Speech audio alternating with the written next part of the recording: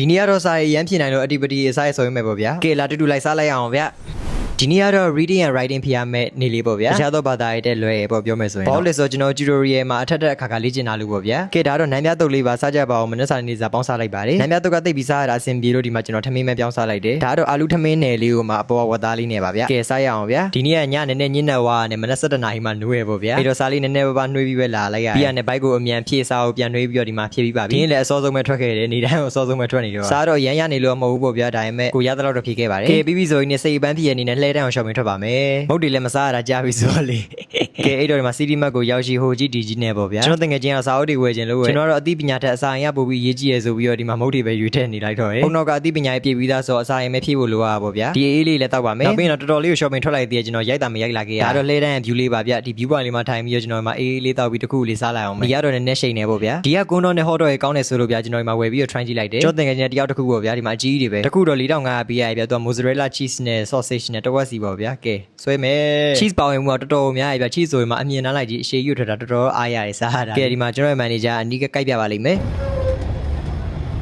်အမှန်တကယ်ဆိုရင်တော့ဒီနေ့ဆောင်ပွဲကမေဂျာရေးပြီးပေါ့ဗျာသိရမလားကျွန်တော်မိုင်းနာမေဂျာတစ်ခုပဲကျန်တော့အဲ့တော့အရန်ပျော်တယ် cheese ကလည်းမပြတ်နိုင်ဘူးတော်တော်စားလို့ကောင်းတယ်ဒီဇိုင်းကဝန်ဆောင်မှုကတော့ self service ပေါ့ဗျာကိုရိုင်းယူကိုရိုင်းစားစနစ်နဲ့ပဲသွားတယ်တော့ကြလာမချပေးလို့ဘာလို့ဆိုပြီးတော့ဘယ်လိုပြောမလဲစိတ်ကွက်နေမှာဆိုလို့ပေါ့ဗျာဒီ cheese ကွန်းတော်လေးဝယ်စားကြည့်ကြပါဗျာတော်တော်ပိုးရှင်းများလို့ပါ cheese ကိုပြောပါတယ်ဒီကူရဲနဲ့ဘိုက်လဲပြည့်ရပေါ့ဗျာကျွန်တော်တော့ရမ်းကျင်နေတဲ့စားနေရဒီမှာကြည့်ပါဦးဆွဲလို့မပြီးနိုင်တော့ဘူးအပေါ်ကနေမယောနေစမ်းပြီးတော့အားရပါထိုးထိုးလာရင်တော့ share ပဲခေနောက်ဆုံးတစ်ခိုက်ပေါ့ဗျာစားပြီးတော့လည်းမပြီးသေးဘူးကျွန်တော် Chinese Square shopping နဲ့ပတ်ထွက်လိုက်သေးတာဒါကြီးတော့မရိုက်လာခဲ့ရတော့ဒီနေ့ကတော့ရမ်းပျော်စရာကောင်းခဲ့ပါတယ်ဒီမှာ golden hour အချိန်လေးအောင်ရောက်နေကဲနောက်တစ် blog မှာပြန်ဆောင်ကြမယ်ဗျာဒီနေ့ကတော့စောင်းမွဲတစ်ဘာသာဖြည့်လိုက်အတိပတိအစားရစုံလိုက်လုပ်နေတဲ့နေ့ပေါ့ဗျာအဲအကြောင်းမို့လဲစာမရဒီနေ့ကတော့အုံမိုးရဲ့ဆိုင်အသေးလေးမှာအတိပတိအစားရစုံမှာပဲဖြစ်ပါတယ်ဗျာ lighting နဲ့ decoration ကလည်း share ပဲဒီနေ့ဆိုင်မွဲလောက်တာပေါ့ဗျာအုံမိုးရဲ့ဆိုင်အသေးလေးကတော့တက္ကသိုလ်ရိပ်သာလမ်းကုတ်ကိုင်းမတိုင်ရဲ့ပြီးမှာပါဗျာဒီအနီအောင်ဆောင်ရဲ့ရှိမှာဆိုရင်အုံမိုး Korean restaurant ဆိုတာလေးကိုတွေ့မှာဖြစ်ပါတယ် decoration လေးကတော်တော်လေးကိုလှဗျာဒီပန်းစည်းတွေဆိုဖြုတ်ထောင်ယူရခြင်းနဲ့စောင်းပွဲကလည်းဖြည်းဖြည်းပြီးချင်းဆိုဘိုက်တွေစားနေရတဲ့ပဲဒီမှာဘူဖေးဝင်ဆွဲပါမယ်ပွဲကတော့ညဘက်မှစားအောင်ပေါ့ဗျာပွဲမစခင်လေးဒီမှာအားလုံးကို free flow ချရပြရနဲ့ကျွန်တော်တို့ဒီမှာသွားရောက်ပြီးစားတော့ပါတယ်အုံမိုးရဲ့ signature ဖြစ်တဲ့ဒီ top bogi နဲ့ငဖေပြားတော့မဖြစ်ပေါ့ဗျာတထဲမှာကင်နာတာကြံရည်လေးပါအဲ့လိုပဲမှတ်ပေးနော်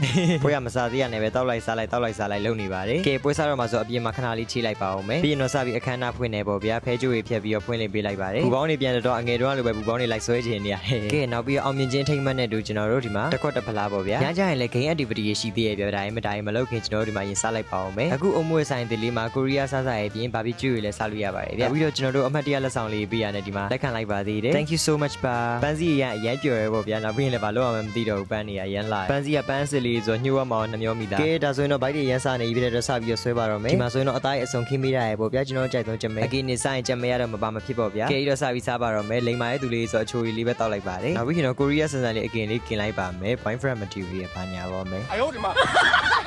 ကိုရီးယားဆန်ဆန်တော့မဖြစ်ဘူးလုံးဝကလေးပဲဆန်နေပြီးရထားတော့လာလို့ပြေးလိုက်ရသေးတယ်အယောဒီမှာကိစ္စမရှိပါဘူးဗျာဒီမှာกินမေးမဲ့သူတွေလည်းရှိရဲ့ဗျာကဲကိုရီးယားဆန်ဆန်လေးတစ်လုံးတော့ကလေးစားကြပါဦးကဲဒါတော့အသားခင်လေးပါဒီအချင်းလေးလည်းနှိပ်ပြီးတော့စားလိုက်ရင်တော့ share ပဲ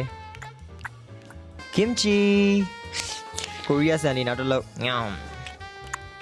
စိတ်ပြည့်စရာရဲ့အတန်ကြီးကလိုက်ပြီးပါဇက်နဲ့လှုပ်နေရဆိုင်ဆိုင်နဲ့ဇက်ရှင်တက်လာပါပြီกินလိုက်စားလိုက်နှိပ်လိုက်စားလိုက်กินလိုက်စားလိုက်နှိပ်လိုက်စားလိုက်နဲ့မရက်နိုင်တော့ဘူးပေါ့ဗျာဒါတော့ကိုရီးယားစုလေးဆိုင်ဆိုင်နဲ့ညဘက်ရောက်လာပြီဖြစ်တဲ့အတွက်ကြောင့်ကျွန်တော် activity ရဲ့ game တွေသွားဆော့ပါမယ်ဆိုင်လေးကညဘက်တီကို night view လေးနဲ့တော်တော်ချေလို့ကောင်းတဲ့ဆိုင်မျိုးလေးပေါ့ဗျာဒီမှာကျွန်တော် game တွေကစားပထမကတော့ဒီမေးခွန်းတွေမေးဖြေလုပ်ပြီးတော့နိုင်ရတဲ့သူစုပေးတဲ့ game ပေါ့ဗျာကျွန်တော်တော့မမှန်ခဲ့ပါဘူးကန်အဲ့လိုမျိုးမေးခွန်းတွေပါတွေကန်ဆန်းမဲ့ဆိုတခါမှကောင်းနောက်ပြီးတော့ဒီမှာ spicy challenge တွေလည်းပြိုင်နေကျွန်တော်တော့မ join ခဲ့ဘူးဘိုင်းနာလို့နောက်ပြီးတော့ဒီမှာ top bogi ကိုညှက်ပြီးတော့ဟိုဘက်ကိုဘလောက်များများပြိုင်နေတာဗျာအစားတော့နိုင်မယ်ပဲတင်တာ AC လုံးနေနောက်ပိုင်းတော့ကျွန်တော်တစ်ခုနဲ့ရှုံးသွားပါတယ်တစ်ဖက်ကအခု30ကျွန်တော်29ခုပဲရရဗျာတစ်ခုလေးနဲ့ရှုံးသွားမျိုးစရာကောင်းတယ်ဗျာဒီပွဲမှာလည်းစုမရခဲ့ဘူးပေါ့ဗျာโอเคပါနောက်ပြီးတော့သူများရဲ့ game join လာလည်းကြည့်ခဲ့သေးတယ်ကဲဒါဆိုရင်တော့ဒီနေ့ဗီဒီယိုလေးကဒီလောက်ပါရဲ့ပေါ့ဗျာအဆုံးထိကြည့်ပေးတော့ကျေးဇူးတင်ပါတယ်နောက်တစ် blog မှာတွေ့မယ်ဗျာဒီနေ့ကတော့အတိပတိမစုံဝင်မဲ့အစားတွေကတော့လိုအပ်ထက်ကိုပို့ခဲ့ပြီးတော့စုံနေနေပေါ့ဗျာစေးအောင်တက်ရလည်းမှတ်မှတ်ဘူးဒီပါဇက်ကစားပဲစားခြင်းနေကဲပထမအဆုံးမနှက်စာအုပ်တော့မစားရတာကြိုင်တိုရှီနဲ့ဖွင့်လိုက်တယ်ပေါ့ဗျာတိုရှီရဲ့မှာဆိုကျွန်တော်ထောပတ်တိုရှီကိုတော်တော်ကြိုက်တယ်ဗျာစားလိုက်တာနဲ့စိတ်မြော်မွေးကျွန်းနေပဲဟင်းလေးပါလေးနဲ့တိုးစားရတော့ perfect ပဲပေါ့ဗျာနေ့လည်စာအုပ်တော့ဇလုံးပုံးရီထမင်းနဲ့နေဝတာဟင်းနဲ့စားပါတယ်ဗျာဒီဘက်ကန်တွေကလည်းမထိုင်မြစ်တာကြာလို့ပေါ့ဗျာဒီ transfer ဆိုင်လေးမှာစားခဲ့တယ်ထမင်းကိုစီးစီးပိုင်ပိုင်နဲ့အားရပါရပေါ့ဗျာဒီဝသားပါပါဆိုလုံးဝ e-sick နောက်ပြီးတော့မတိုးစရာအစုံလေးနဲ့အားရပါရကြိုက်စားလိုက်ရင်တော့ share ပဲပေါ့ဗျာအရင် e-wa တို့မှာကုတ်လေးနဲ့တောက်လိုက်တယ်စာတွေလုပ်ဖို့စိတ်ကူးမရှိဘူးအားရပါရစားဖို့ပဲစိတ်ကူးရှိပါတယ်ကောင်းနေမှာညစာတော့မပြောတော့ဘူးပေါ့ဗျာဒီမှာကျွန်တော်ပွဲစိတ်တောင်တက်နေပြီကဲအဲ့တော့ထုံးစံနိုင်လှူစားပါမယ်ဗျာခောက်ဆွဲ brand တစ်ခုတွေ့ရလို့ဗျာဒါလေးကိုစမ်းပြီးတော့စားကြည့်မလို့ဗျာနေဝက်ချက်နေတော့တော်တော်တက်တာတော့မှမြင်အောင်နေသေးတယ်ကဲဒီနေ့စာမှာတော့ကြားဘူးခောက်ဆွဲပေါ့ဗျာကဘာအနှံ့ကရတာကြားဘူးခောက်ဆွဲမှာဆိုရဲဒီဆောင်းမုတ်တိုင်းပေါ့ဗျာသူ့မှာဆိုရင်ခောက်ဆွဲမျိုးစားတွေတော်တော်စုံတာကိုတွေ့ရ ရတယ်လက်ရှိတော့9မျိုးပို့ပေးတာပါတယ်ဗျကျွန်တော်တို့အရသာရေးအများကြီးမြည်ဆန်းနေတာမို့လို့2ရက်ခွဲပြီးတော့စားလိုက်တယ်ပထမနေ့မှာ cheese spicy ခောက်ဆွဲနဲ့ဒီချက်ပေါင်းခောက်ဆွဲကိုစားမယ်ပေါ့ဗျာဒုတိယနေ့မှာတော့ကိုရီးယားပဲခောက်ဆွဲကိုစားကြည့်ပါမယ်ခောက်ဆွဲပြုတ်ထောင်စားလေးနည်းနည်းပါပြန်နှွေးလိုက်အောင်မယ်ကြားဘူးခောက်ဆွဲရအကျုံခောက်ဆွဲစစ်စစ်နဲ့ပြုတ်ထားပြီးရပေါ့ဗျာအဲ့တော့ဆန်လေးလည်းမရောတာဘူးဒါကြောင့်သူက6မိနစ်9မိနစ်လောက်တော့ပြုတ်ပေးရမယ်ဗျသူ့ရဲ့ခောက်ဆွဲသားလေးကလေးလေးနဲ့စားလို့ကောင်းတယ်ခေဒါကတော့ခုန cheese နဲ့ချက်ပေါင်းခောက်ဆွဲနဲ့ရောပြီးတော့ထည့်မယ်ဗျာဒါကတော့ပဲခောက်ဆွဲသူကတော့ရိုးရှင်းပဲတစ်ထုပ်တည်းထည့်အောင်မယ်နောက်ပြီးတော့တစ်ထုပ်ကမှ